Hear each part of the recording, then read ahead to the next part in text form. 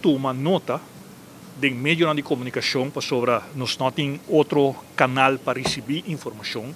Nossa lesa de meio de comunicação com o ministro Andy Cruz, governo de Aruba, para implementação de projeto Escola Arubano Multilingual, SAM, que tabata é projeto para introduzir papiamento como língua de instrução de ensinança.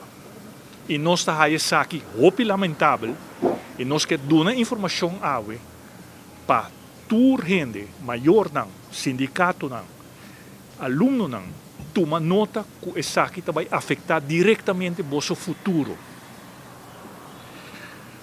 Ora que vou virar ministro, ministro nota executar sua ideia e nota executar seu capricho.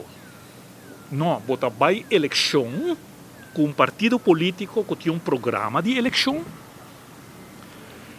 Então, se você sustenta o votador que vota para tal programa, ora de forma uma coalição, bota chega a um programa de governação a base de programa eleitoral que vai eleição com ele. Então, o ministro tem o encargo para executar o programa de governação. E, pensei, ministro não tem nada outro que um executor de um programa de governação e não pode sentar e executar o mesmo programa.